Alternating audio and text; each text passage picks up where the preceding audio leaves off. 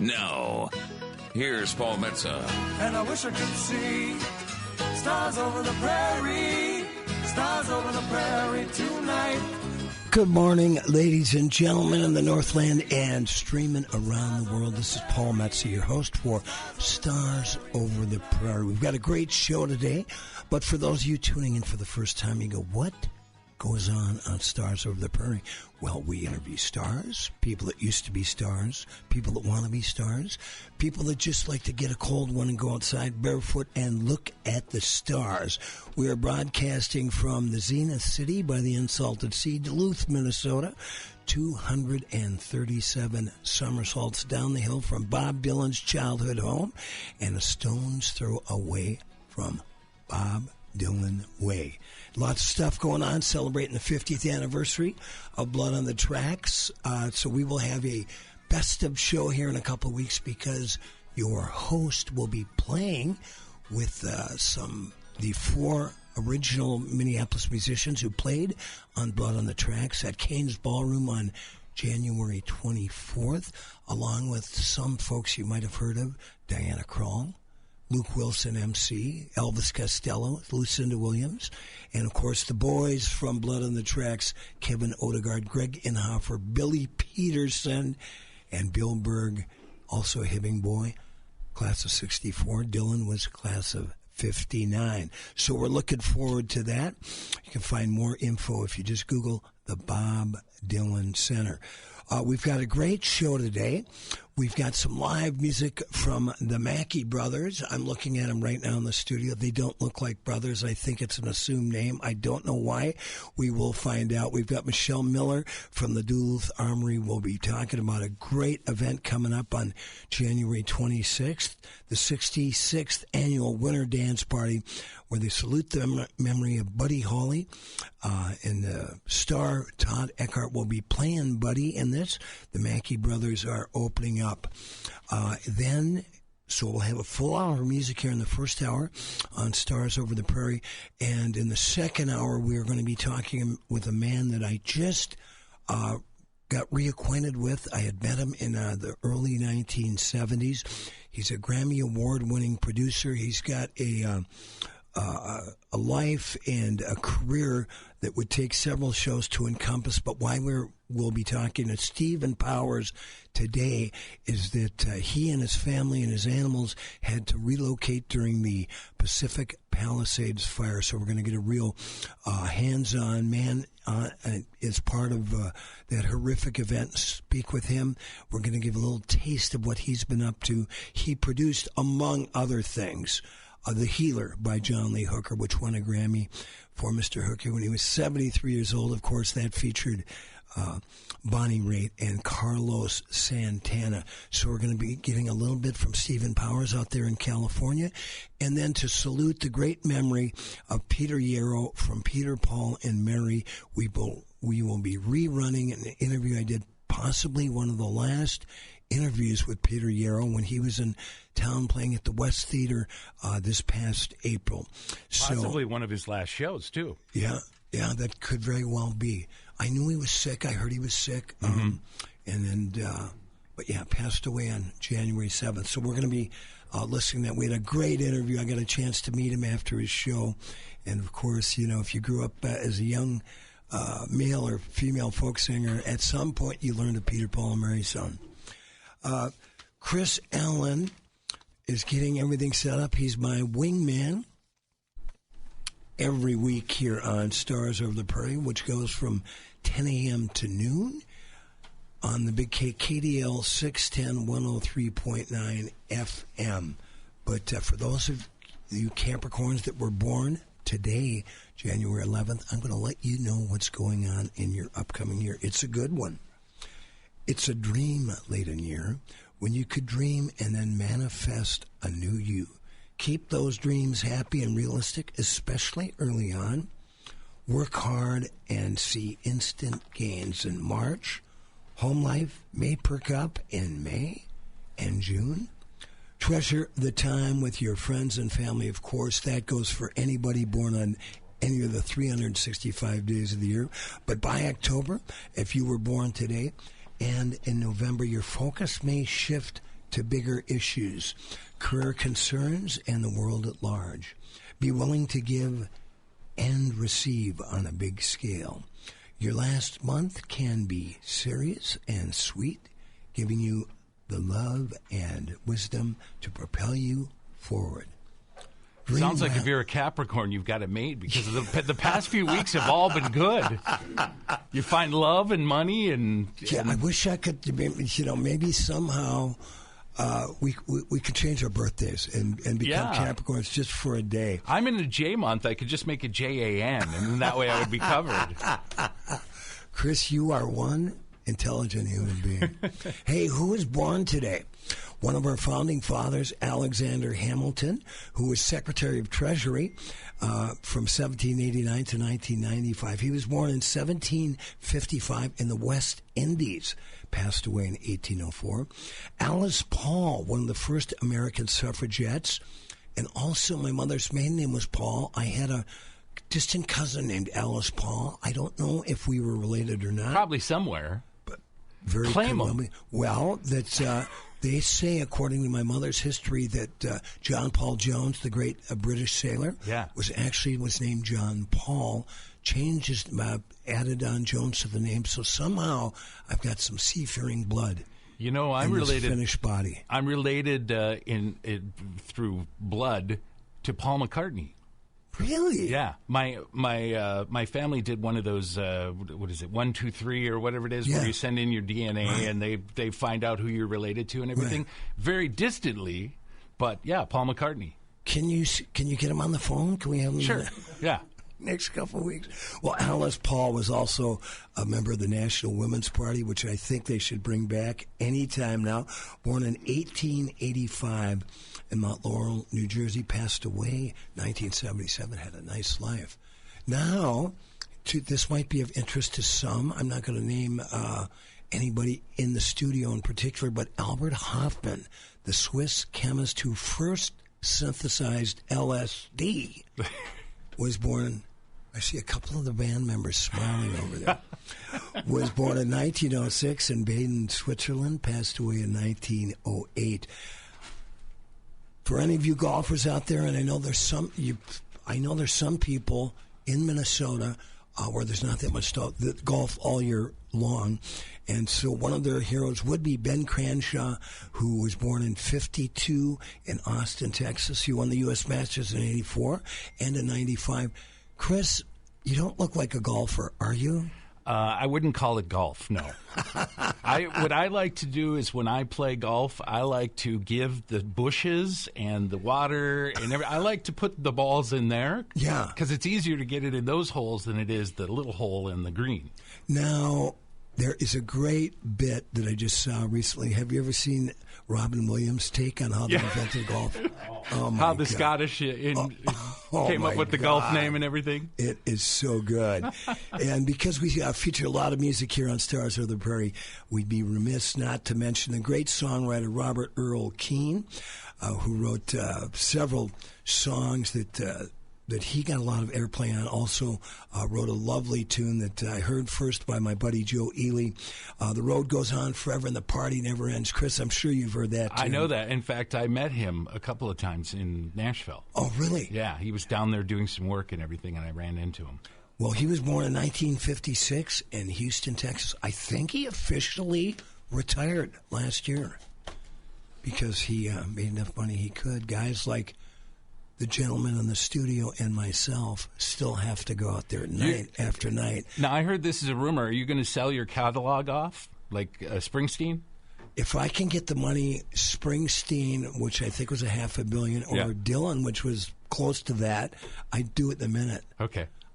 We're talking to this big-time producer. I might ask him for advice on that. All right, we've got some great musicians here in the studio. The Mackey brothers, they do not look like brothers, but the reason they are here is they are opening up a great event for the 66th Annual Winter Dance Party, a fundraiser for the Duluth Armory, an ongoing project, and one of the heads of the project, the lovely Michelle, is right next to me. And Michelle, tell us, Michelle Miller, What is the update on the Duluth Armory? I just read something in the newspaper. Yes. Well, first of all, good morning. Good Thanks, morning. Paul. It's great to be back in studio with you. And yes, I believe I mentioned it last week too, that the big news here for the Armory restoration project, we were issued the building permit in the city of Duluth right before the holidays. So that's huge. So when do they start? What's the next? I was there. I've been there several times. When I first moved up to Duluth 3.5 years ago, I took a tour with Nelson French and was it Mark Pommier? Poirier, yep. Yeah. And saw that beautiful, the huge cement pour that they did that looks gorgeous in the big, what used to be the where they had the concerts and the big meetings. So what is the next project in terms of just physically putting something up or tearing something down at the Armory? Right now, actually, there's been abatement guys in there since October, and they're doing exactly that. They're doing demo, removal of lead paint, and asbestos. And so if you go on our website, there are some beautiful before and after photos of now they've sandblasted, and it's all cleaned up, and it looks wonderful. They're going room by room by room. It's a 100,000 square foot building, so it's taking a while. But if you drive by, you'll see the dumpsters and all the activity that's happening inside. And then February coming up in just a few weeks, we're going to be doing some roof work repair on the London Road side. That's through a grant that needs to be used up, so we're going to start repairing that roof. And then full-blown construction is due to begin July of this year. And the contractors, Kraus Anderson is our general contractor, estimates it to be a 18-month project. So we're hoping the 2027 Winter Dance Party tribute will be actually back in the Duluth Armory. Wouldn't that be fantastic? It's giving me chills right now. Now, how long did it take? When did they put the first shovel in the ground to build the Duluth Armory, and how long did it take for them to create it before there was any events in there? Right. It opened in 1915, so you kind of caught me on when the first shovel went in. So I don't know that one. But I do know that it was the grand opening was November 22nd of 1915. Okay. So we celebrated our 109th anniversary this November. Well, I've got to think took at least 2 years. I mean, I'm guessing. That thing is so huge. I know. I was in there several years ago, and there was they used to store the snowplows for the city of Duluth in that place. Yep. After it wasn't a public venue anymore in the early to mid 70s, the city did use that as their public works space. So the snowplows and they had offices in there and all of their old files. We actually found in the wall from 1948 a Duluth Public Works log of what they did for that day. Right. And one of the jobs was distributing a bunch of dynamite for up the hill. That's what Public Works did that day in 1948. So, so there's great history in that building that we're finding as we're doing the demo and cleanup. It's amazing. And, you talk about the structure and the building of the Duluth Armory. The pillars that are on the first level, that's the London Road level, right. The structural engineer who designed those is the same engineer who designed the lift bridge here. Really? Mm-hmm. Well, that's good. That's very historic. When my dad used to tell me a story, may he rest in peace, Elder Metsa, when they were, we've got the Metsa cabin started to be built in 1928 on Wakemup Bay in Lake Vermilion, and it was kind of a little bit of an island. And my great-grandfather, John, went out with a Indian guide and a real estate guy in a canoe, found this beautiful piece of property, paid for it for $500 with 5 crisp $100 bills. Mm-hmm. My great grandfather was a bartender and raised his family in a farm. He was also a farmer. And so I was talking to my dad. I said, "Well, how did you build the road?" And he goes, "Well, me and Grandpa would we take sticks of dynamite and blow it up." And I said, "Well, didn't Grandpa have to work?" My grandpa had a bar too. Didn't Grandpa have to work 6 days a week? He goes, "Yeah. Well, me and my buddy, we know what to have to do. So Grandpa would give us some dynamite to go blow up the road." I said, "How old were you guys?" He goes, "Oh, I don't know, 15 or 16. It was easy to buy them. I guess so. I was just watching a crime show, and this guy put dynamite in his mom's suitcase that he bought at a store, and that's how they proved that he was the one that made the bomb, is because he still had his receipt for buying dynamite. Oh, my God. How was it? Who knew there'd be so many dynamite stories today, huh? How did his mother end up?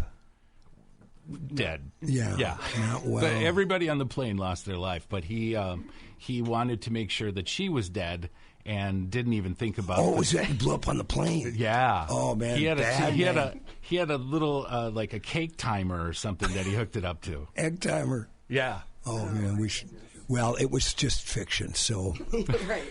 Anyway, why don't we've got to, speaking of dynamite, why don't we hear some dynamite music from the Mackey brothers? Michelle, can you introduce them, or should we have one of the band members do that? Go ahead. Well, I've got your mic on right there. Yep. Are you guys in there? Yes. I'm super honored to be in studio. I've never personally met the Mackey brothers. It was a lead with our program director, Shauna, who's deep in the music scene, connected us. So I believe this is Bob and Dan and Mark. And what are some last names there, guys? Dan Bott and Mark Connolly. Nobody Mackey. Nobody Mackey. So we need to know the story. You're not like the Spice Girls? Yeah. Dan can tell the story. Yeah. Bob Mackey, Mark Mackey. Exactly. Yeah. Where did the Mackey brothers' name come from, gentlemen? Go ahead, Dan.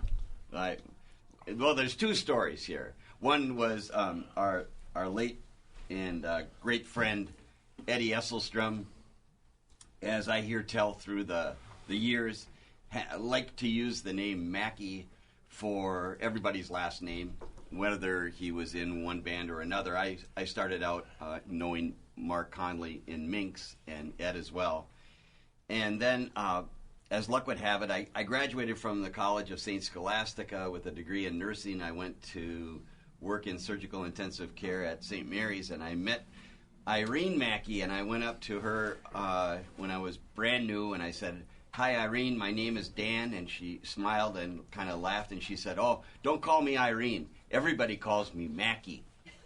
Well, and so when we were trying to name this trio, Mackey Brothers, 7.5 years ago, we were struggling. I don't know about you, Paul, Chris, but it's always hard to come up with a name of a band, and I must have been in the bathroom when Ed suggested to Mark after our first was it open house at open mic at Sir Ben's? Open mic at Sir Ben's. He said, "Yeah, I just don't know, Mackey. I'm not sure what we should do." And I turned and looked at Ed and I said, "That's it." And our wives didn't like it. Most of our friends didn't like it. They all thought it was dumb, but it meant something to us, and it still does. It's good. Yeah, right. Yeah, we also had Bourbon Thursdays, a close second. But if you have Bourbon Thursdays performing Friday and Saturday night, it kind of messes things up.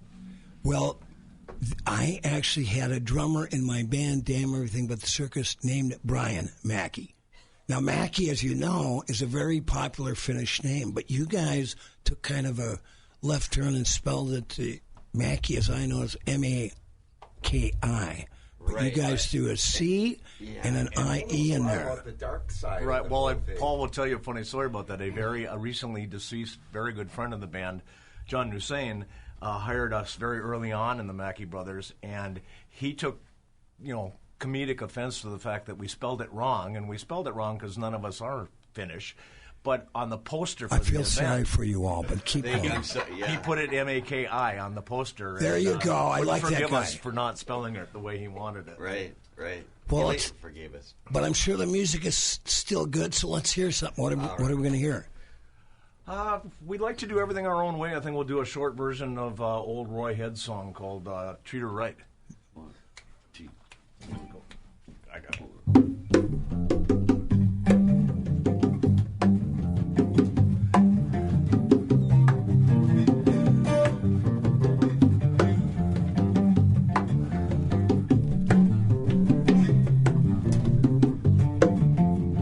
I want to tell you a story every man ought to know. If you want a little loving, honey, I'll start real slow. She's gonna love you now if you treat her right. Ooh, starting not so slow. Treat her real nice. Tell her that you love her, honey, once or twice. She's gonna love you tonight if you treat her right. Gonna help us out. I said, hey, hey, hey. I said, hey, hey, hey. I said, hey, hey, hey. I said, hey, hey, hey. I said, hey, hey, hey. I said, hey, hey. 'Cause if you practice my method just as hard as you can, gonna get a reputation, baby.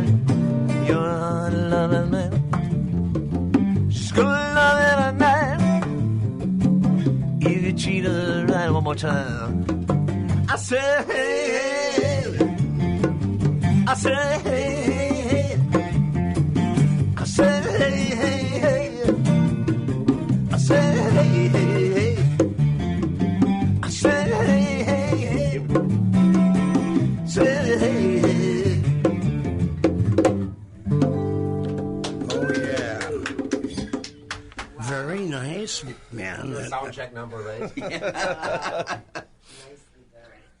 You know, there's a, I believe Bob Dylan played that on the David Letterman show. I don't know if that, he picked up this punk band, I think 84, and played that number. Great song. So how long have you guys been playing together?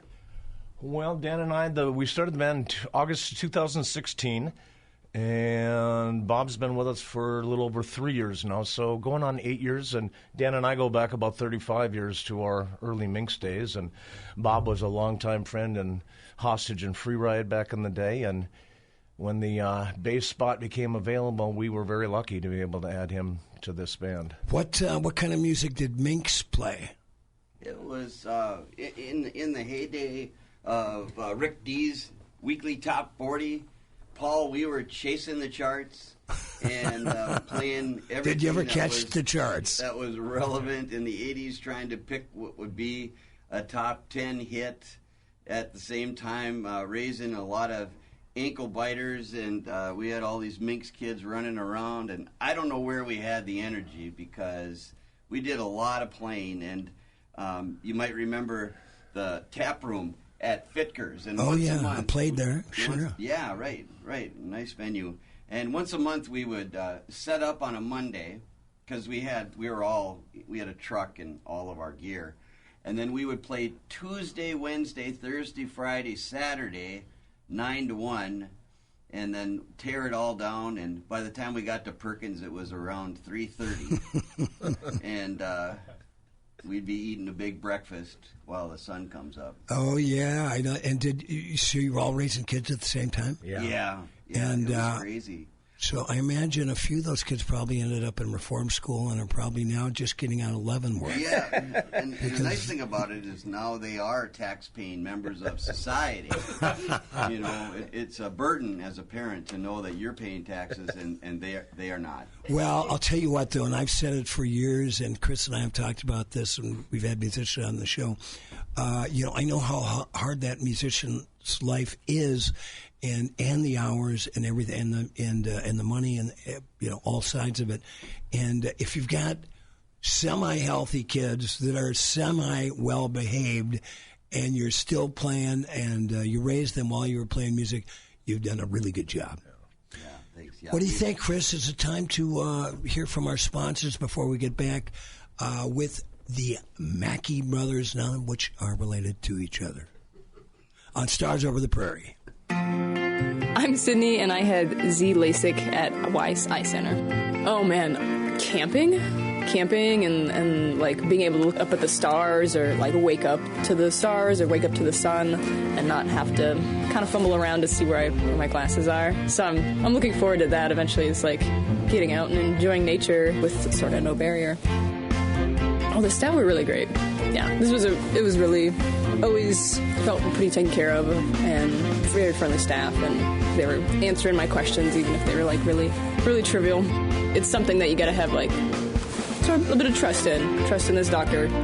Weiss Eye Center is the only clinic to offer blade-free Z LASIK in the Northland. To find out more and to arrange your free consultation, call 218-625-1917 today or visit weisseyecenter.com for more information. Weiss Eye Center. See the best. If you're looking for a great hang in downtown Duluth, I highly suggest Carmody's Irish Pub. They're located at 308 East Superior Street, open Tuesday through Sunday. The host and hostess are Eddie and Liz. Eddie is a retired Chicago cop. If he happens to be in the club when you're there, talk to him. He's got more stories than I do. They've also got a great jam session every Tuesday night from 8 to 11 with Bruce Woodman. So if you're a musician, tried and true, that has been out there playing and just want to go try out some new stuff, go down and hang out with Bruce and the crew. Or if you're just up and coming, bring your horn or your stringed instrument or just want to sing, go sit in with Bruce Woodman every Tuesday night at Carmody's Pub, 308 East Superior Street.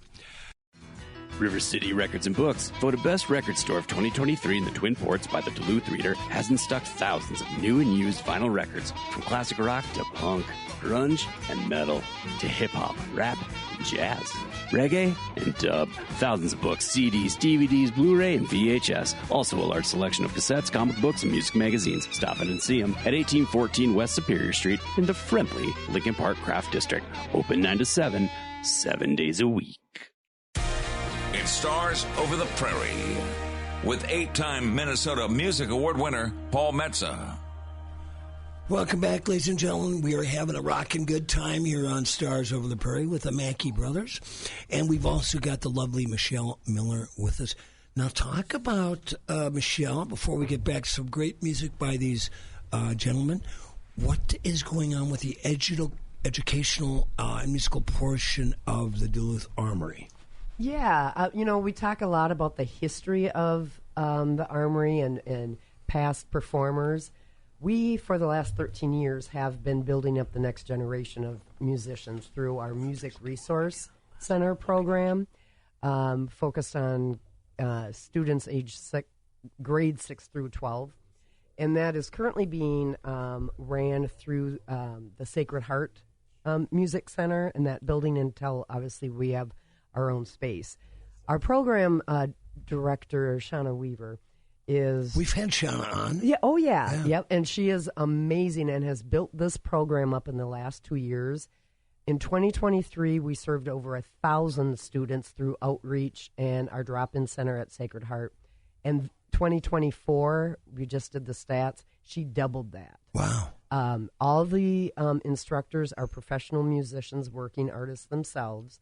So these students are getting an opportunity to learn from professionals. And not only the singing and playing an instrument piece, but the whole music business scene. If they're interested in doing production, recording, designing their album cover, writing lyrics, stage presence, it's all about the business and being introduced to music as a viable career. Cool. Like you guys were just saying, that you make all kinds of money and you work really short hours and you put no time into it at all.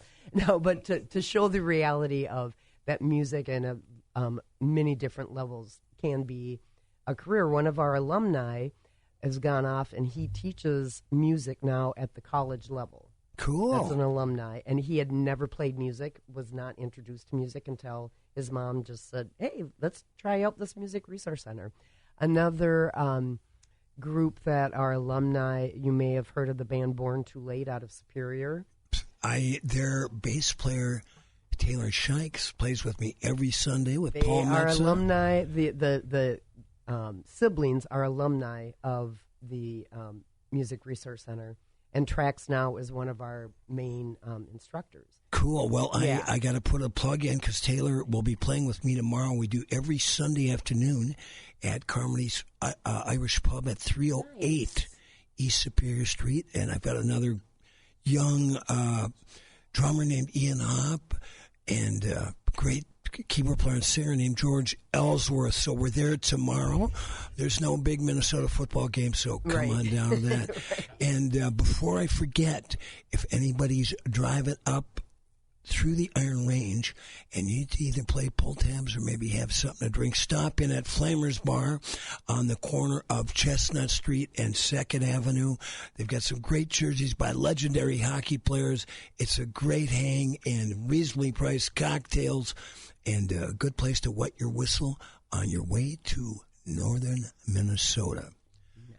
So, Mackey Brothers, let's forget, we've got to keep pumping, keeping you guys working.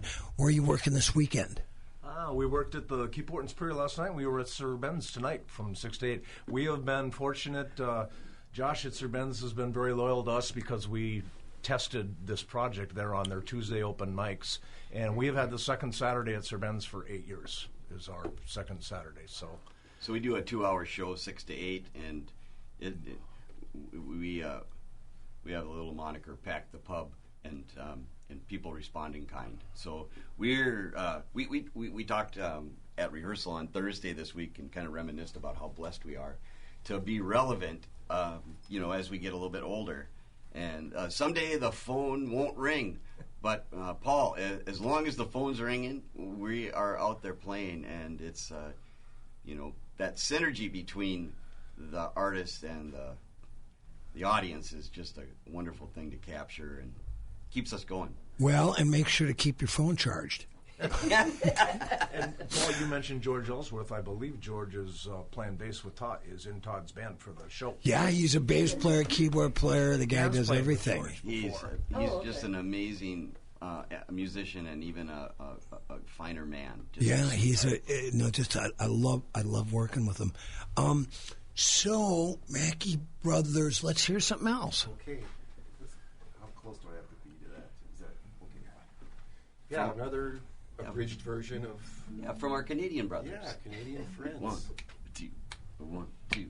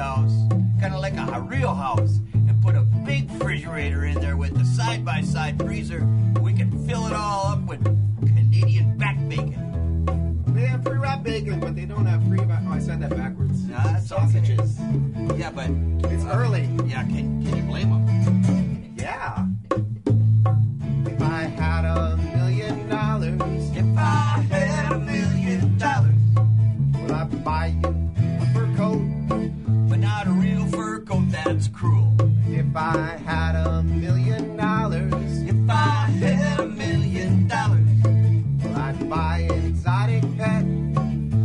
llama or an emu?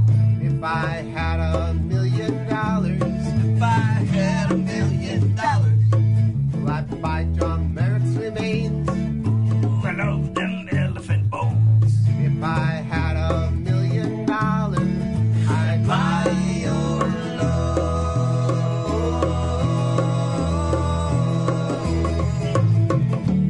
If I had $1 million, well, if I had $1 million, if I had $1 million, if I had $1 million, if I had $1 million,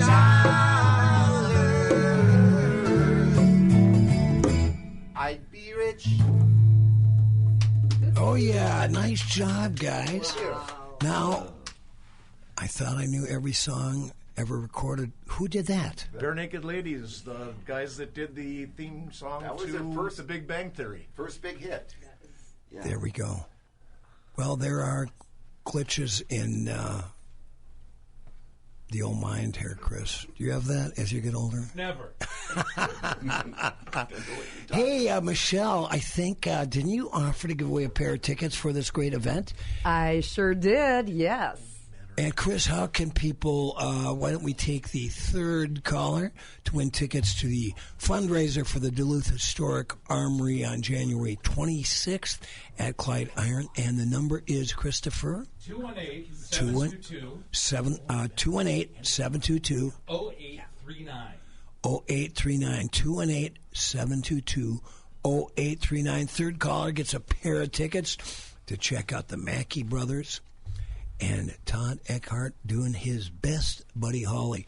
Todd, we're going to have him on here in the future. That guy is a man of many faces. He's like a real talented cat that can play in a variety of styles. And I found out lives right around the corner from me in the Denfeld neighborhood. So we'll get Todd on. And he was feeling, so we were going to have him last week, but he was feeling sick. So, Todd, if you're listening, hope you're feeling better. And honey, tea, and lemon, and don't add brandy until afternoon. And I'd like to give a plug for Todd. Not only Who's this? Not only is he an amazing performer, Hi, David. How you doing? what he does for our show is he put a slideshow together that plays as the backdrop while he's playing with amazing photos and imagery. And he's so well versed in the history of the Winter Dance Party and of the performers, Buddy Holly, Big Bopper, Everly Brothers, Richie Valens. And so he shares some anecdotal history as well. So it's really And Waylon Waylon Jennings playing definitely. bass for Yep. Buddy Holly. Yep. Yeah, so it's really an immersive, wonderful evening of entertainment. And our MC is a comedian. Yeah, tell us. Danielle Throlo. Where's she from? She's here in Duluth, and she has a standing gig. I believe it's at Carmody's as well. Okay. And she's an entrepreneur, and she's moved into doing the comedy piece, and just a really, really neat performer there, too. So it's going to be a well-rounded evening. Doors open at 5:15 for general admission. VIP tickets, you get in a half hour early and get to choose your seats and a complimentary drink ticket. So those VIP tickets are very limited. Right. So you can go to our website, dulutharmory.org, and you can get those now. Get your tickets and be prepared for an amazing evening of entertainment. And this is just a taste of it. The Mackey Brothers here in the studio. Oh my gosh, I could listen to you guys all day. This is, listeners, you do not want to miss this opportunity because I've heard that they actually have an interactive audience participation tune that they like to do too. So it's not just sitting back listening to music. There's a dance contest, there's a costume contest, and this amazing music. So you really don't. What's a better way to spend a Sunday evening than at the Clyde Iron celebrating great music and supporting the Armory Arts and Music Center? And they've got that great food over there, and it's a great historic building itself. Yeah, oh, exactly. Yeah, that's a good point. Come and grab some food beforehand, and lots of people have done that in the past. And and there's an opportunity to support the Armory. We're going to have merchandise for sale and fabulous raffle baskets that have been donated. So just, again, a whole evening of great entertainment. Well, let me know. I will. We still got some time. I'll get you a little stash of Metsa swag for you. Oh, thank you. For sure. Oh, see, For community sure. support is amazing. Well, I love this community. Now, guys, tell me again, how long have you been? You do every, other Saturday at Sir Ben's or what? So it's every second Saturday, Paul, from 6 to 8, and we do a 2-hour show. So we've been there once a month for 8 years.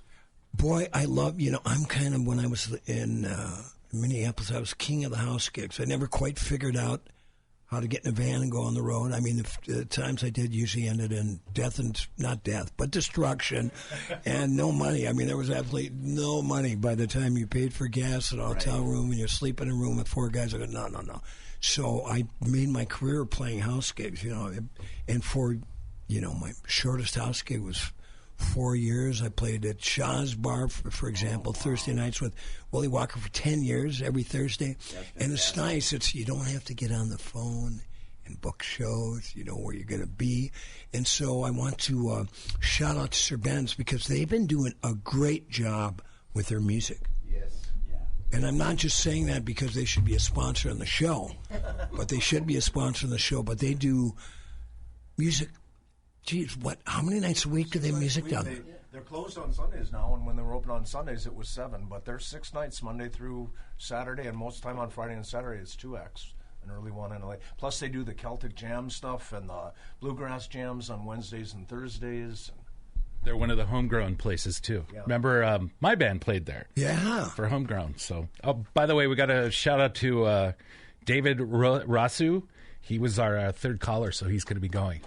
He says he listens every week, loves the show. All right. And I'm going to upgrade those tickets to VIP tickets. All right. See, when you know people, things happen. Michelle Miller, thank you so much. And it'd be a good time. We are going on soon, January, February. We're just a couple months away from our first anniversary on Stars Over the Prairie. And we've been supported by some great businesses. We'd like to remind you, if you have a business out there and you want to get in front of a committed audience and build kind of what we do here culturally in the Twin Ports on Stars Over the Prairie, our weekly 2-hour show, 10 a.m. to noon. And we've had big stars and little stars and stars in the making. Just get a hold of me at paulmetsa.com. And Metsa is spelled like the New York Mets with an A at the end. Chris, you're back kind of up and running now. You got any gigs coming up? We had something planned for October, and that's when I was in the hospital, so we had to cancel. But no, we've got something coming up this spring, and also probably going to be doing some playing all summer. Beautiful. I hope you all heard it. Let's do, like I said, we've got Stephen Powers, great music producer, is coming up in the second hour to talk about the harrowing and horrific environment in Pacific Palisades, where he fortunately evacuated safely with his family and his pets. It sounds like his house made it, so we're going to talk with him. And then we have a tribute to the great Peter Yarrow from Peter, Paul, and Mary with an interview we did in April when he was in town. Just a fascinating interview. So we will be replaying that. He passed away just last week on January 7th. But we've got live and in person the Mackey Brothers. What are we going to hear, gentlemen? Well, Michelle kind of alluded to the fact that we like to have audience participation, and I didn't. Shame on me, I didn't bring a kazoo this morning, so you'll have to hear my voice. But we stumbled upon a song entitled "The Old Me Better." It's one of the many songs that an artist by the name of Keb Mo. Oh yeah, I know Keb Mo. Yeah, he's great. Recorded and played, and I saw him perform this one at Big Top Chautauqua with my wife, and I brought it back to the band, and they humored me. Well, the funny part is the kazoo thing actually came out of, there is a live video of Keb and his band all walking on stage with their kazoos and playing. And we've been doing it for so long now. How many kazoos have we gone over in the last 8 500. years? It's just, so we told Michelle they'll be passed out. Last night we were playing, and our crowd actually can harmonize on kazoos now. I didn't know they could do that. But pretty good. Yeah, they're smarter than we are. You know, there's a great. I gotta say, Bob. Have you guys seen the new Dylan biopic? Have not. Well, there is a great scene. It's not giving. This is not a spoiler, but he's walking along the street and he gets that kind of the kazoo tin whistle, when you know, the start of what song is that? Come on, I think Everybody Must Get Stoned, and. Well, he just kind of stumbles along, and then he says that he's in the bathtub playing it, but the kazoo reminded me of it. But let's hear the song. All right. We'll just do a little bit of it. Sure. 1, 2, 1, 2, 3.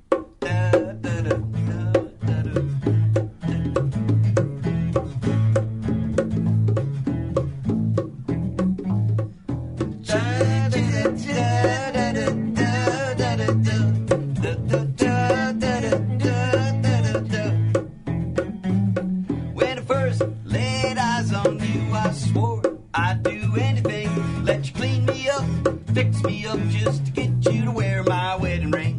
But now I'm having second thoughts and I'm writing you this letter, 'cause truth be told, I'm scared to death. I'd like the old me better. Oh, me better. I was a lot more fun. Oh, me better. Hey, I didn't take crap from anyone. Sleep all day, party all night, do whatever I wanted, whatever I like.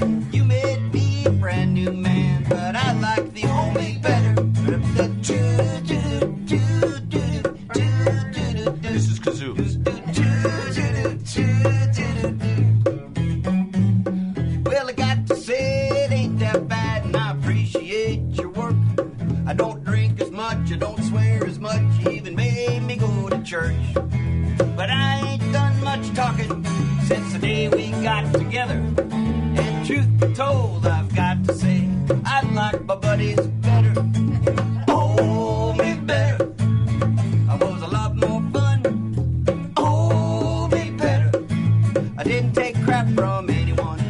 Sleep all day, party all night, do whatever I wanted, whatever I like. You made me a brand new man, but I like the old me better. Yeah, you made me a brand new man, but that's me. I like the old me better.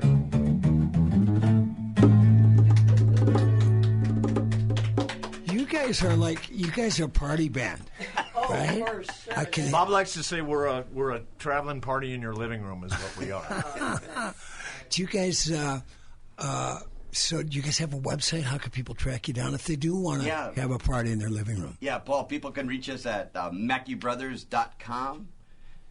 And we're also on Facebook and Instagram. And, How many followers do we have so far now? 1,200, I think? Yeah, we just crossed over 1,200 on Facebook. And, if you send us a message, if you have a song suggestion for us, I would say at this point probably 50% of what we play has been suggested by fans and friends and family. And sometimes we look cross-eyed at them when they suggest a song. But it's fun for us as a three-piece to kind of just tear apart the song and have to rebuild it from the bottom up, making sure that the important parts are played and the vocals, pay homage to the songwriter or the artist that performed it and made it famous. How many? If I held a gun to your head and said, "Okay, guys, Mackey Brothers, play your entire repertoire," how many songs do you think you could do? What kind of gun? We're just under 100 right now. I'd say we're in the 85, 90 range right now. And, when we play a 2-hour show, we don't take a break. We play a 3-hour show. We play it for an hour and a half, take a short break, and play another heavy hour. So we, a lot of times, are leaving almost 50% of our songs on the shelf. So we try to keep rotating things, rehearsing, practicing, going back to listening to things that we haven't done in a while. It keeps us fresh and keeps us on our toes. and we like it that way. Plus, we have just a whole mess of suggestions, song suggestions, and ideas that we have to work on for this coming year. And if there's any Finnish people out there, and I know there is because I've got a couple of relatives that actually stream from Helsinki, and you want to track down the Mackey Brothers, it is not spelled like the way we know it. It's M-A-C-K-I-E Brothers. Michelle, we just got a few minutes left. Is there anything else you'd like to say? Like how can they get track down tickets, give us a website, et cetera, et cetera? Yep, you can check it out at DuluthArmory.org under events, and the link is right there. And I'd also like to give a shout-out to our sponsors. Town Square Media is our media sponsor besides Paul Metsa. Thank you, guys. And the Northern Community Credit Union, Footprints Promotional Advertising, and Sir Ben's is one of our sponsors as well. So thanks to the sponsors, because this is what truly makes it a fundraiser, and be able to bring in great musicians like the Mackey Brothers. You guys are going to be missing out if you don't show up either tonight at Sir Ben's and, of course, at the Winter Dance Party Tribute on January 26th. So thanks so much.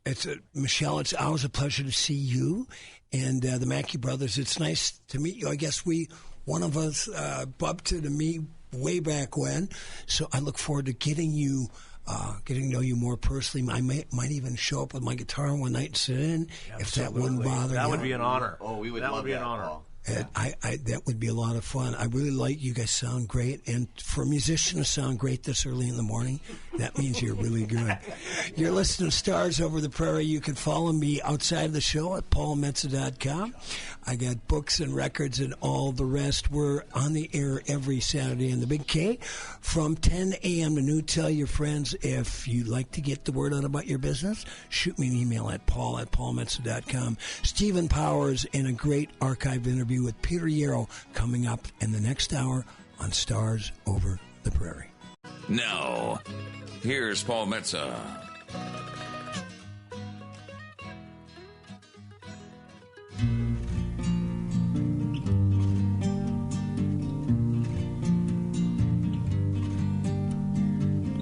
Where have all the flowers gone? Long time passing.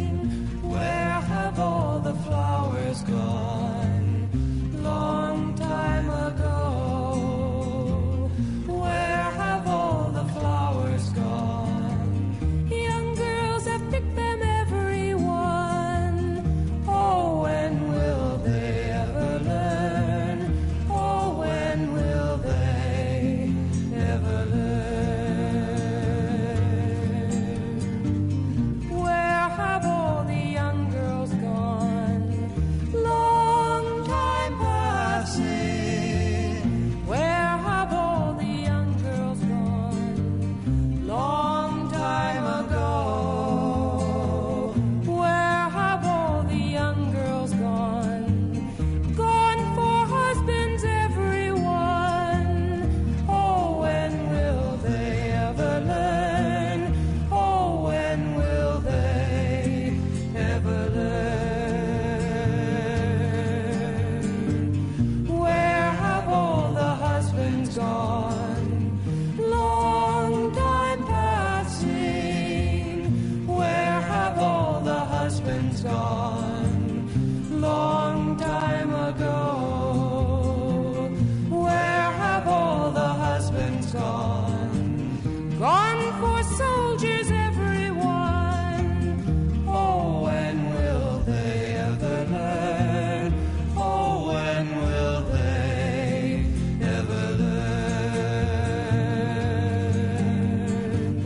Where have all the soldiers gone?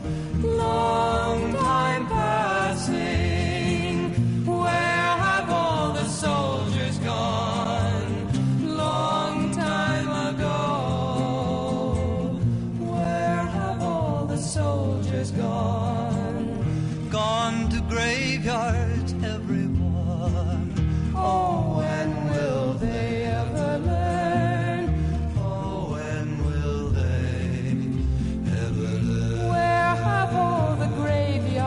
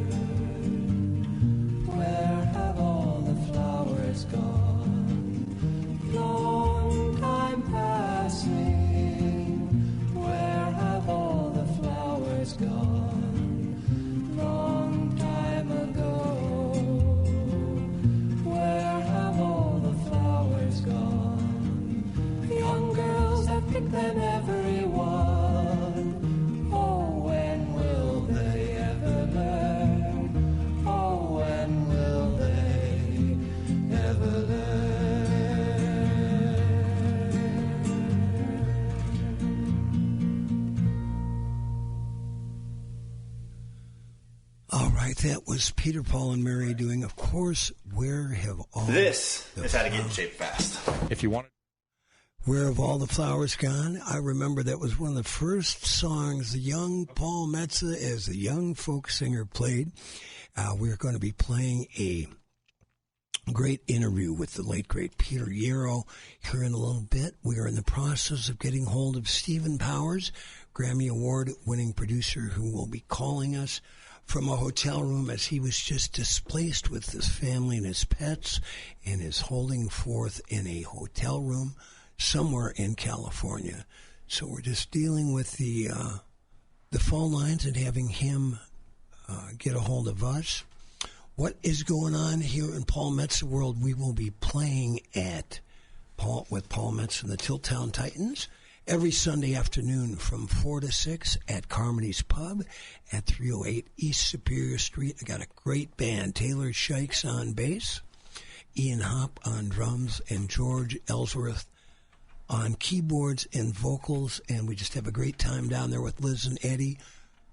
Beautiful Sunday afternoon hang, and football season is not going to be interfering with us right at that time, so please come down and hang out with us.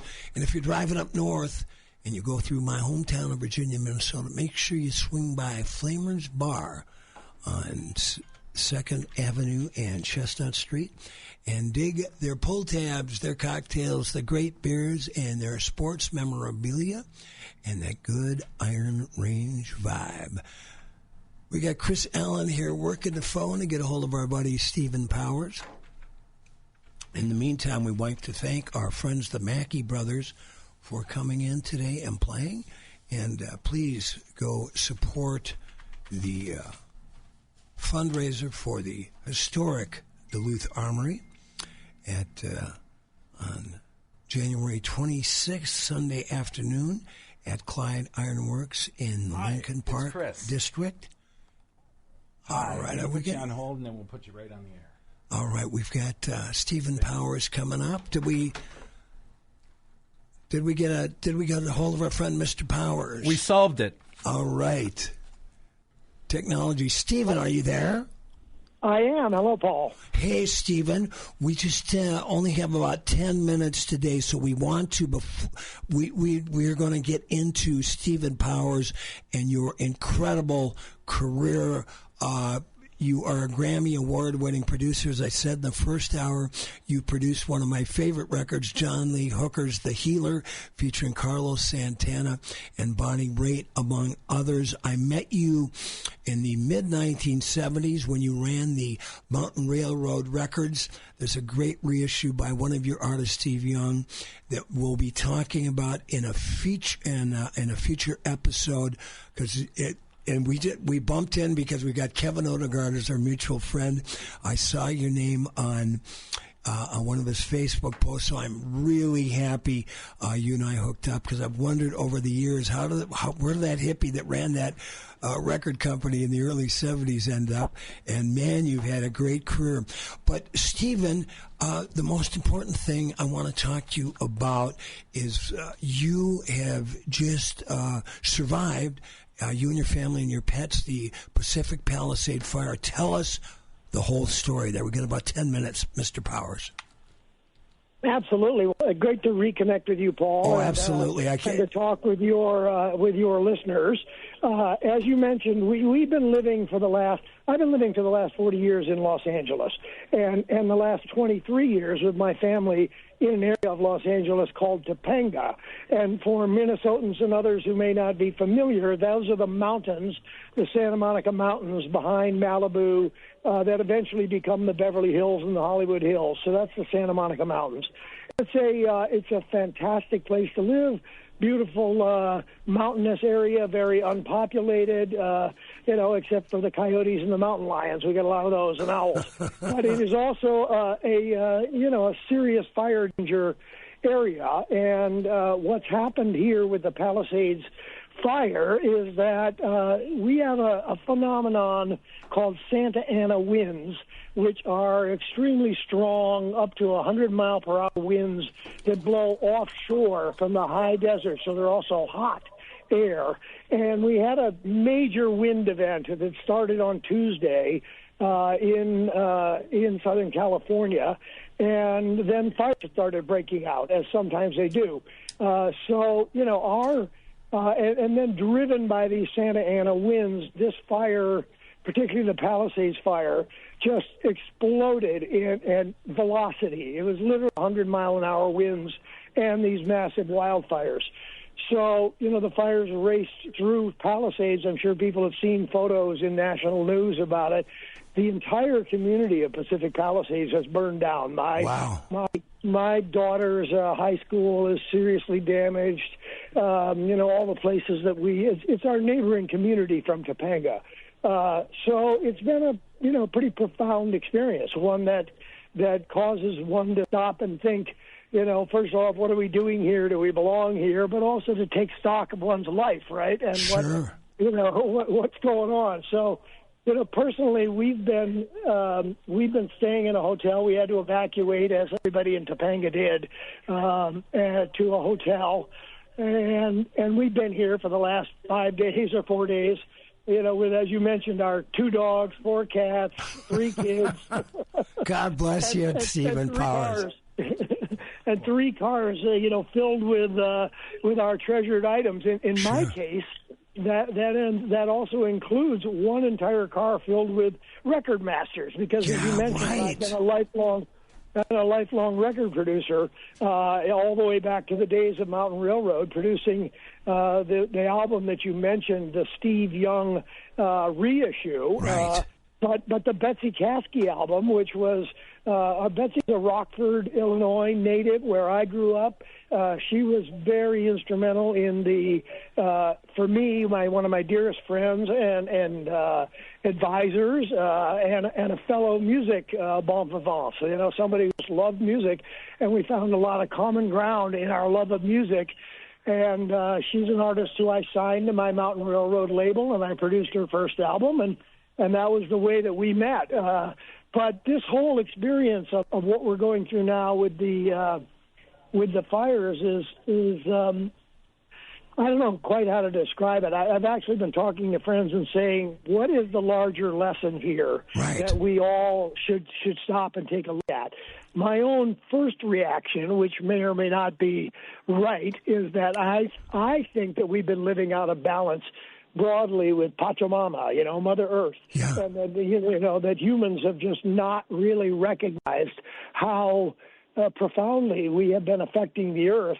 And what tends to happen is that natural disasters, some people, they're somewhat unnatural, right? We have responsibility as humans to what is happening with the Earth with us. It's not random.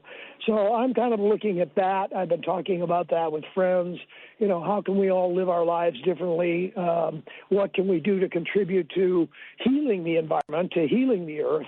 And I think that may be, a larger lesson, but it is for everybody who's here in California, especially Southern California. It is just, it's unbelievable to think about losing everything you have, having your house burned down, and of course, many people have died as well. Yeah. So we're still in the midst of it, frankly. Today there are still Santa Ana winds. There's still fire danger. The fire is burning less than 2 miles from our house. And if the winds shift, if it blows our direction, who knows what will happen. Jamie Lee Curtis was on TV the other night and said not only is she an ambassador for the Red Cross, but the Red Cross is already helping. So if people want to help out from where they are, they should give to the Red Cross. That's always a good source, absolutely. And I know there's a number of other funds, but people do need help. And not everybody, contrary to the myth, not everybody's a movie star or a record producer or a movie mogul with the money, right? Yeah. So, we're just a family, so we're grateful for any kind of support. Stephen Powers, we are going to have you on again, hopefully in a better time for you. I hope your house holds out. I wish you all the best, you and your family, and I love the fact you've got all those animals traveling with you. And of course, as a guy that prizes my own master recordings, I'm glad you've got your master recordings. Good call. Stephen, best best of luck. Thanks for being with us today. We've got our Peter Yarrow interview coming up next. But you take care, my brother. And after 40-some years, it's a real honor to reconnect with you, my friend. So good luck. Thank you, Paul, and thank you for illuminating this situation to your listeners. Absolutely. Have a good day, my brother. All right, I shall. Thank you. Bye-bye. We need to take a break, and then we'll be back with the Peter Yarrow interview. That sounds great. Thanks, Chris Allen. I'm Lucas, and I had Z LASIK at Weiss Eye Center. Went great. Little to no pain yesterday. Surgery went great. Everything else went home, took a nap, woke up, and haven't really had any pain since. Everybody was super nice and talked you through every step of the way, and I barely had to ask any questions because they knew what to say. They filled it all in. For me, it'll just be snowmobiling's my big one. I try to do a lot of riding in the winter. I farm in the summer, so this year was a big difference where a couple of times I had to borrow somebody's helmet, so I put my glasses on and ride because just the weather conditions, everything else, out there riding blind. So I'm really excited for that. It's well worth the money, and it's going to change my life for a long time, I'll tell you that. Weiss Eye Center is the only clinic to offer blade-free Z LASIK in the Northland.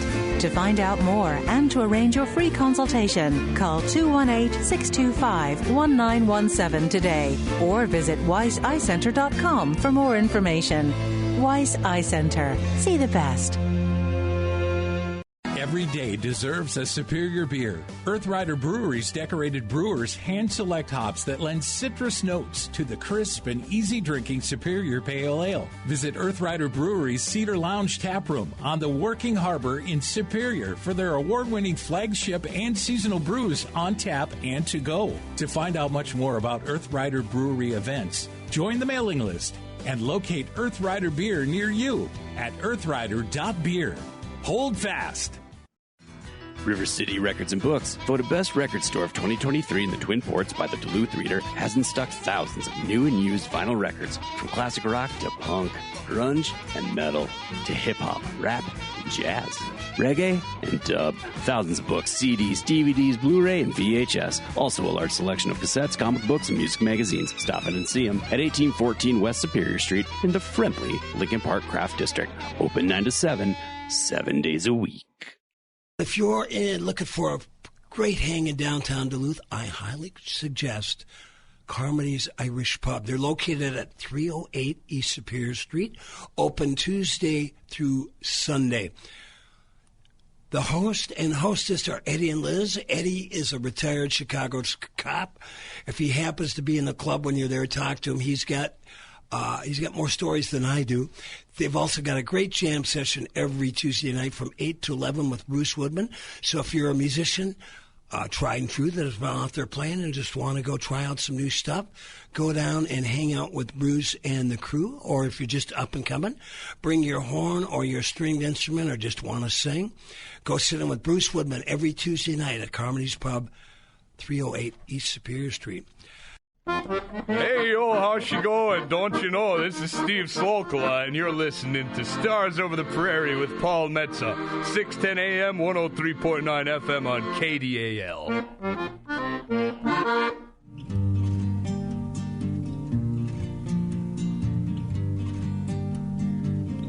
Where have all the flowers gone? Welcome back to Stars Over the Prairie. We want to thank Steve Powers for taking some time out of his day to speak with us, and we just give him the best for he and his family, his animals, and his master recordings and more, that they will survive and their house will survive out there in Topanga Canyon near the Palisades, Pacific Palisades fire. I had the honor of chatting by phone with Peter Yarrow from Peter, Paul, and Mary last April before his show at the West Theater. Met him afterwards. He couldn't have been nicer.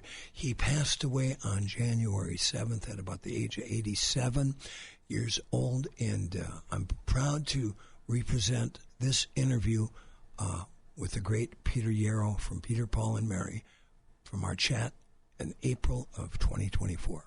You know, I had the pleasure of meeting your daughter, Bethany, I'm going to say 4 or 5 years ago. I was invited to play at an event for the families and the students of the terrible Parkland high school tragedy, and it was a fundraising concert And I met Bethany and a fellow you might also know, an old friend of mine from the Iron Range, a songwriter named Keith Sokola.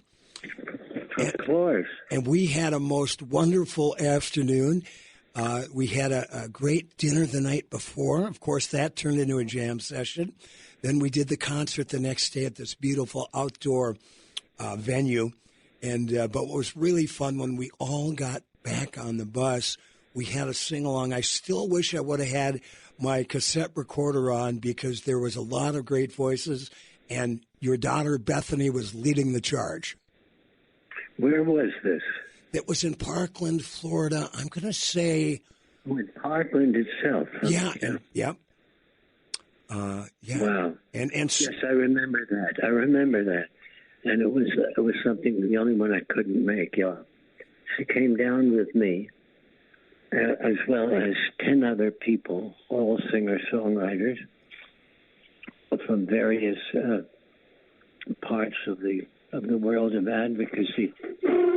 Keith Sokola, as you mentioned, was from the world of Native American activism, and then we had a Black Lives Matter organizer from St. Louis, and we had 2 members of the New York-based Peace Poets, who were all seminarians, and then David Broza, who's an activist.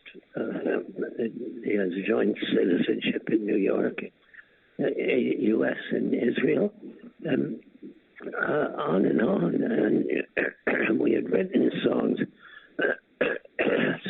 with the students, and we turned it into an album of songs. And in that process of writing about the horror and the tragedy, they were able to transform their pain into determination and strength and healing, so that they could love each other and become warriors to change the gun laws. And they've all sustained their efforts. It was really a transformational experience for all of us. And, of course, Bethany was very much at the helm of it, along with myself and a few others. It was a perfect example of how music can be utilized to try to guide us all to a place where we can have solidarity and unite behind an aspiration and an effort.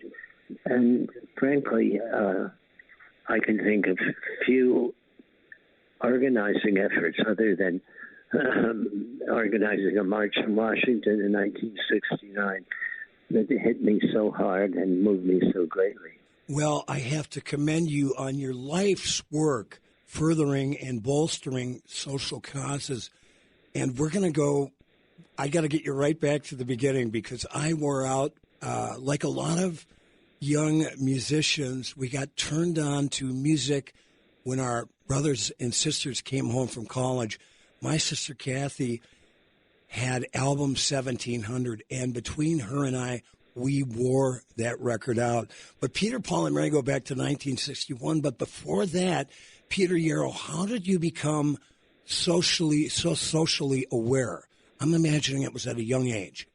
I went to one of those very famous schools. You remember the film or the TV series Fame? Yes, I do. About a group of talented kids in a high school. Well, it was modeled on that school that I went to, and there it was heaven. I mean, it was, for one thing, we had a large percentage of the black and brown community, and because you didn't get in by taking a written test, you simply showed them your portfolio, or you played your instrument, or you sang a song, and therefore it was really open in a way to people who might have not gotten the kind of excellent education that Caucasians did that I got. I mean,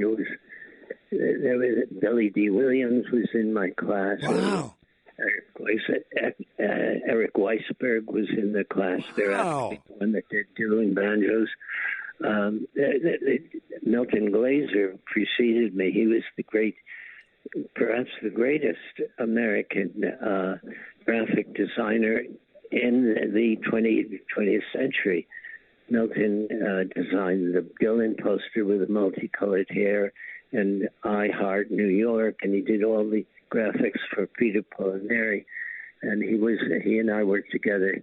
And these were extraordinary people that came out of that high school, and the progressive point of view that we shared was just inherent in who these people were. But I also grew up with that kind of point of view and philosophy from my mother, who was herself a school teacher and a member of a union, when it was actually challenging in certain ways to be that, because you could lose your job if things didn't swing your way. Right. It was really, this was, in the blacklist period.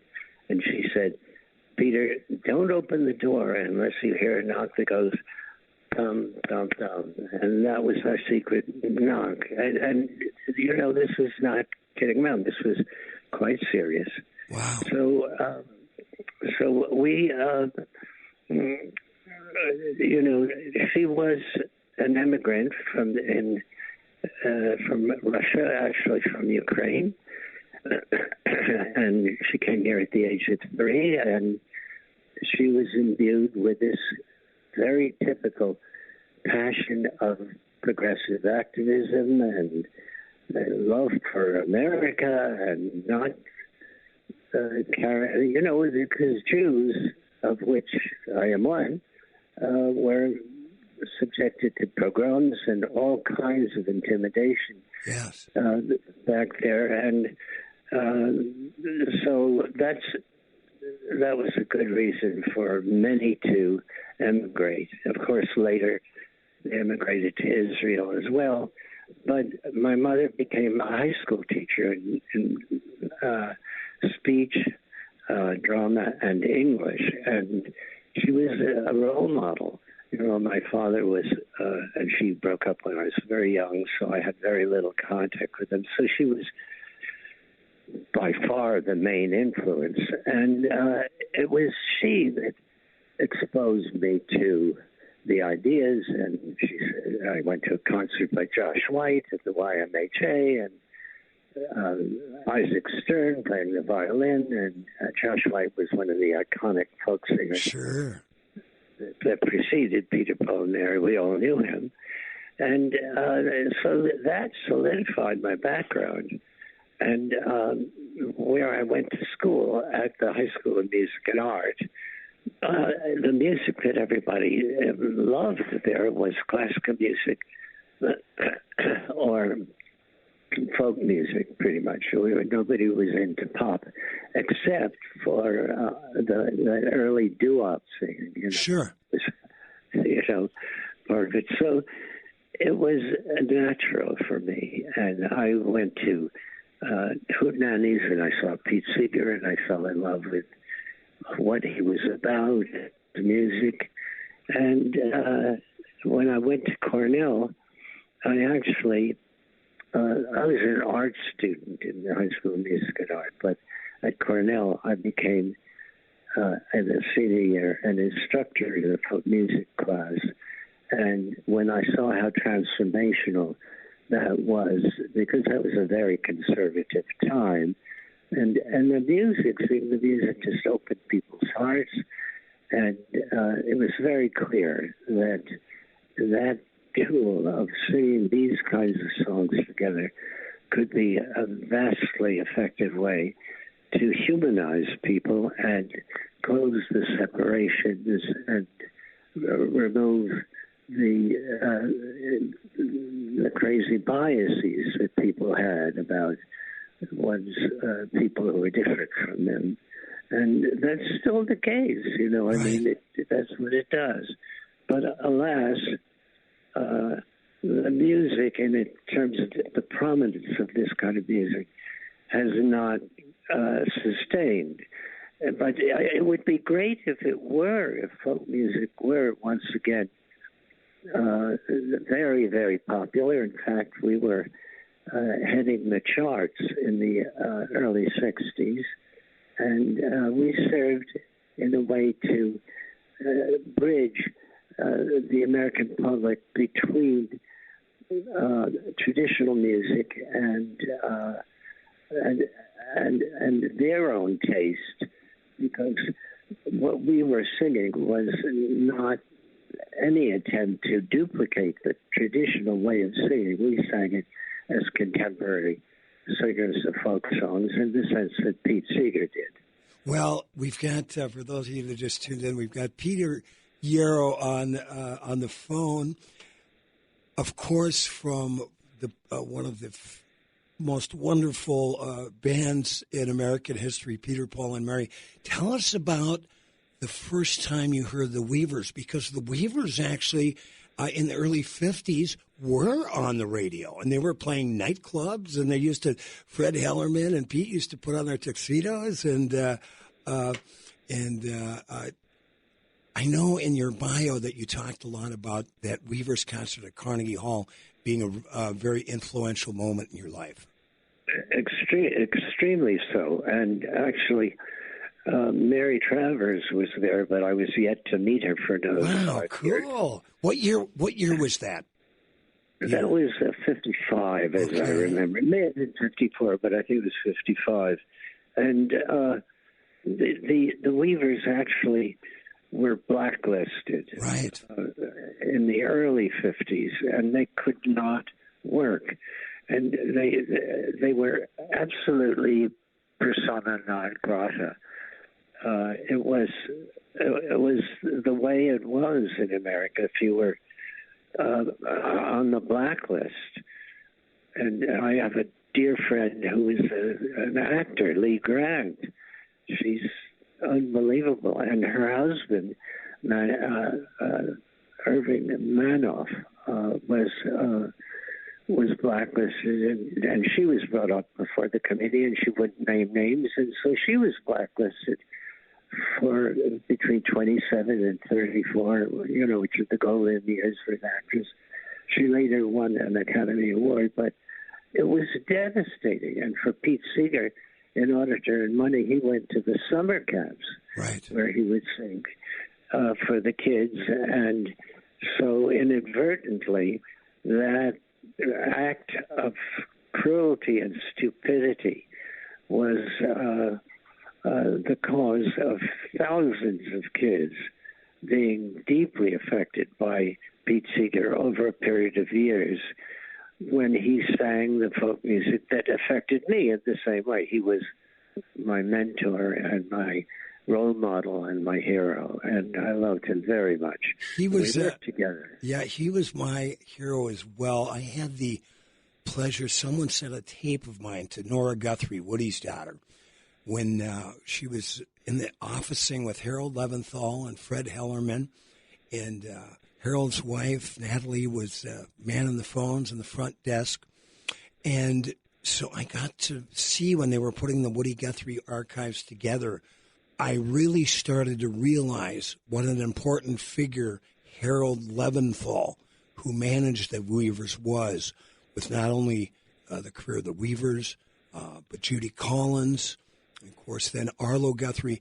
Tell the folks out there in the Stars Over the Prairie Radio Land about Harold Leventhal. Well, there were two managers of great note, but Harold was Albert Grossman, who was my manager and the person that actually suggested to me the formation of the trio of Peter, Paul, and Mary, and he also managed Richie Havens, Ian and Sylvia, Gordon Lightfoot, Bob Dylan, the band, and I mean, he was a great force in music. But earlier than Albert was Harold Leventhal, who he actually found a way to rent Carnegie Hall because there was no venue that would themselves employ the weavers.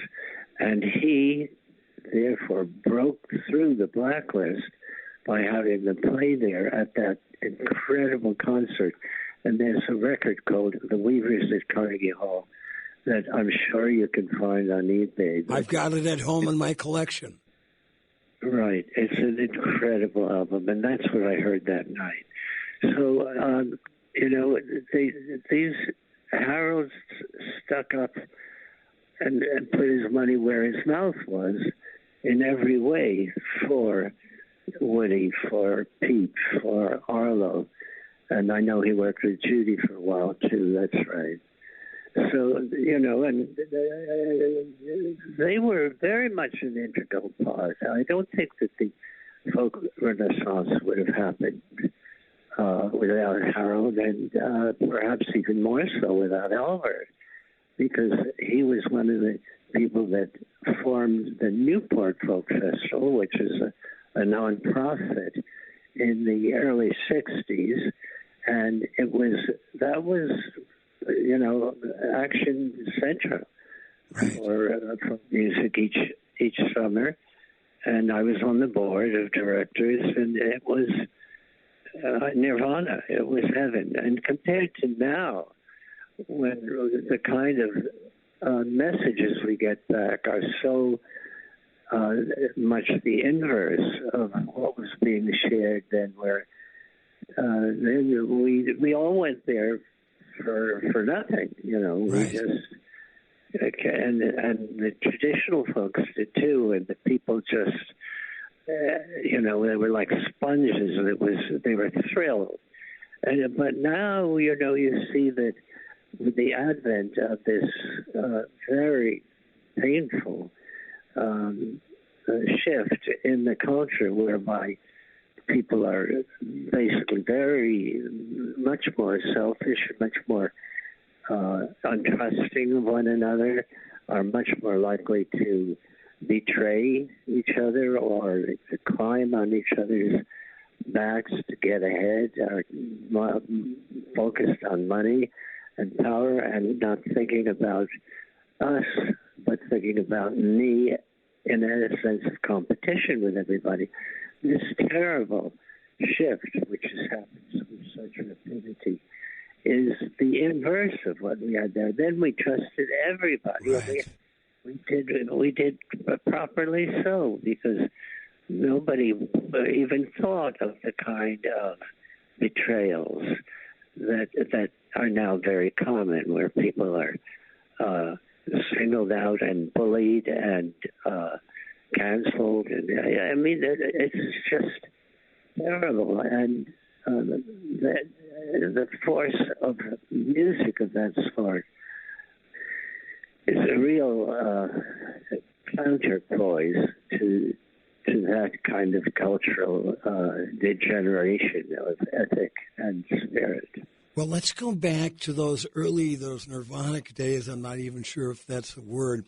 To the early Greenwich Village and Albert Grossman, and how you met Paul Stuckey and Mary Travers. I love when I go out to New York City. I played Gertie's Folk City, my New York City debut in '86. But every time I go out to New York, I still love walking down Bleecker Street in McDougal and just feeling the ghosts of that time. But what was it like, Peter Yarrow, as a young musician, to walk those streets, to hear some of those acts, and then start playing some of those clubs yourself? Yeah, well, indeed. It was a crucible of creativity and hopefulness, and it was no competition. Nobody expected to be, successful per se. It didn't matter. We were just living what we were hoping for, and it was an idealistic time. And we had the sense that we were on the verge of shifting the culture of America to a far more progressive, and politically, not just culturally, to a way of life and a system of values that corresponded very much to the ethos of the songs that we were singing.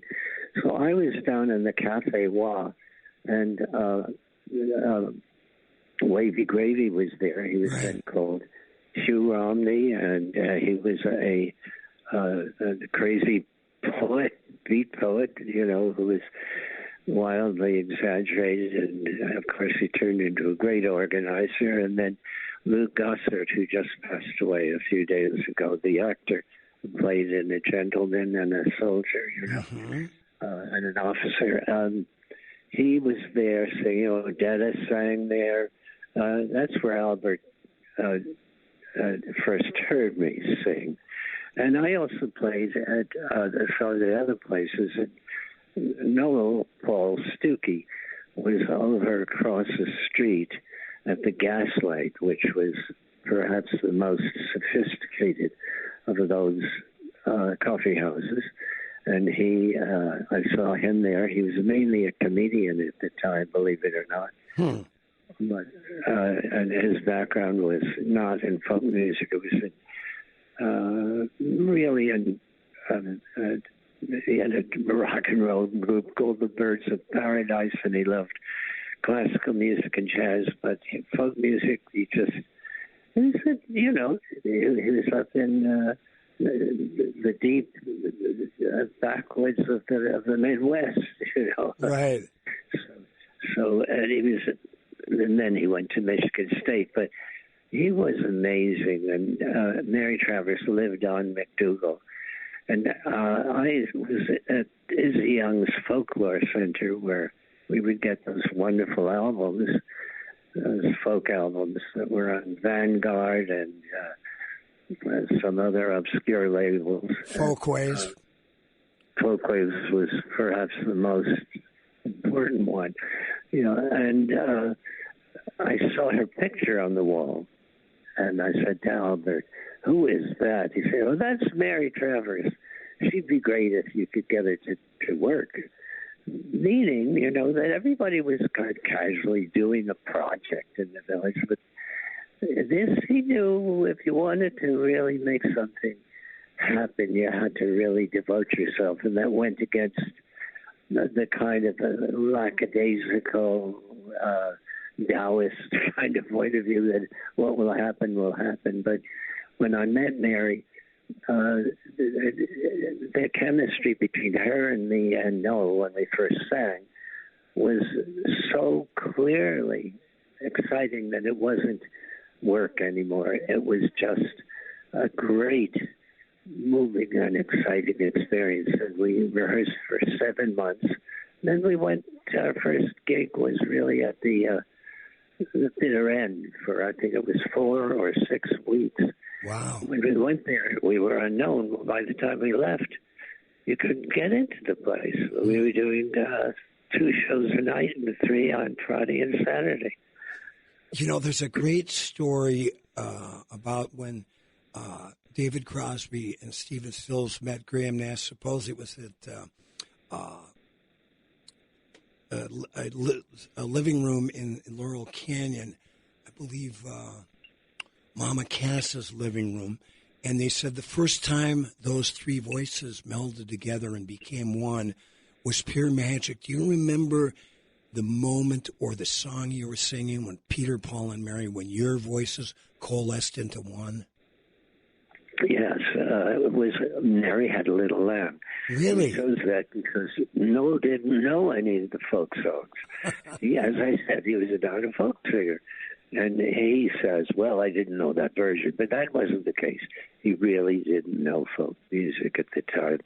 And Mary Had a Little Lamb, they did know. And no matter who took the lead, and the others just did improvisational harmonies, it was unbelievable magic. Wow. I just got goosebumps imagining that. So how did, at what point did Albert Grossman enter the picture? Well, he entered the picture when he suggested to me as his client that together we create a group. He said that would be a great thing, and I believed in him and his judgment enormously. And so we went about finding people. And I just told you how I found Mary in the Izzy Young's Folklore Center with her picture, and Albert knew her, and he called her up. Then I met Noel by seeing him perform, where he was running the music as a comedian.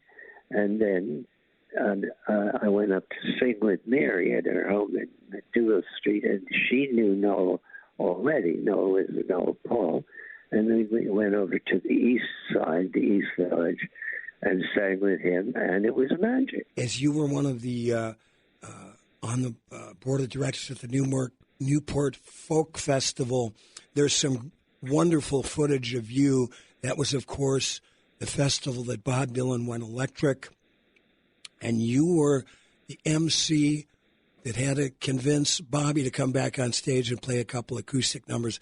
Tell us a little bit about that, and is it true that Pete Seeger wanted to chop the sound cables in half because it was too loud? Well, the Pete Seeger mythology I have never confirmed, but I know that he felt, as did the entire audience, that Bobby's going electric was the antithesis of the kind of the bond that we shared, whereby we wouldn't go electric because that kind of meant you're commercializing, and it was symbolic, and it was an ill-conceived bias, but because there was much beauty and wonderment that could be created when people did that, but it was just a convention that if we were singing acoustically, not with electronic instruments,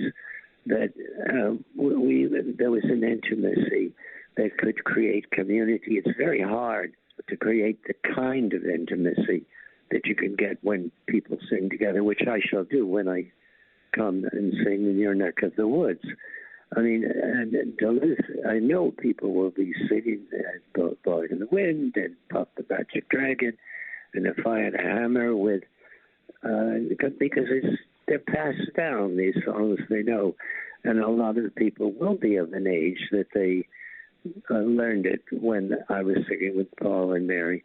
But the fact was that Bobby was always moving ahead and changing his view, whether he's going country or whether he was falling in love with Judaism or with Christianity, or you know, and he was an eclectic guy who had every right to go where he needed to go, but because he was the standard bearer for so many people as this great iconoclastic groundbreaker of a songwriter and the apotheosis of an activist singer at the time, they felt that he betrayed them. And I don't think that was ever the case, but I think that, as is the case now, perception is the reality that we deal with. So they were brokenhearted and very angry, and it was terribly difficult. And I went to him. I had introduced him, and I brought him my guitar, and he played that. But the audience, it was just a personal sense of the departure of somebody who they felt would have maintained that bond, at least in that context. But it wasn't to be, and I never faulted him for doing it, but I do know that it was shattering to most people there. And then he ended that show with one of my favorite Dylan songs, It's All Over Now, Baby Blue. One more question, as Peter Yarrow will be in concert at the West Theater this coming Wednesday, April 10th, along with his son, and another great band called Muster's Retreat that are going to be opening the show and might join Peter for a couple of numbers. You were one of the first acts, Peter, Paul, and Mary, to play Blowin' in the Wind, one of Bob Dylan's songs. It really had as much to do with bringing Bob Dylan into the public consciousness as really anybody. He has just got done with the tour in Nashville and Memphis at the age of 83 years old. You've watched Dylan's rise. He'll be playing in his hometown, his birthplace, here next Wednesday. What would you tell people about watching Dylan as an artist over 6 decades, what he really means to America and the rest of the world? Well, he was a genius, if the word is not offensive to you, and he was a kind of a prophetic in his songs, and I think that part of that was woo-woo and spiritual and inexplicable, but part of it was due to the fact that he was just a person who thought differently and created differently from those from whom he inherited the traditions that started him on his way, one of them being Woody Guthrie. And I think that he, in many ways, is the most important poet-songwriter of the 20th century. And, I have nothing but enormous admiration for him. But, we all, as human beings, we get up, we brush our teeth, we have feet of clay, we make our mistakes. But as an artist, as it is with a great athlete, when you're doing your thing, you're imbued with another capacity to reach for the stars and bring a sense of wonderment and awe and discovery of self and all of those things. And in that sense, he was peerless. And he was a dear friend. He came to visit with me in Woodstock, which is when he was introduced to that town where I was when I was starting when I was 7 or 8 years old as a child. And he came with Susie Rotolo and in 1963, and later that summer we had the March on Washington, where Martin Luther King shared his "I Have a Dream" speech, and Peter Paul Mary sang "If I Had a Hammer," which was written by Pete Seeger and Lee Hayes, and "Blowing in the Wind," which was the first national scale exposure of Bob Dylan to the American public, and it hit the charts at its zenith the week before we were there at a number 2. So everybody knew it, and they were singing it with us. We were not performing it. We were just engaging an audience in a very large 250,000 person group sing, most of the people being black and brown. And it was life-changing. And he was at that march, too. So was Mahalia Jackson and Joan Baez. But the only songs that were really topical and immediate and at the top of the charts at the time, or it hit the top of the charts, were... Thanks for listening to Stars Over the Prairie. This is your host, Paul Metsa, my wingman, Chris Allen. I'll see y'all tomorrow with Paul Metsa, the Tiltown Titans, from 4 to 6 at Carmony's Everest Pub, 308 East Superior Street. Like my dad used to tell me, remember to be kind and make someone happy. Baseball, KDAL.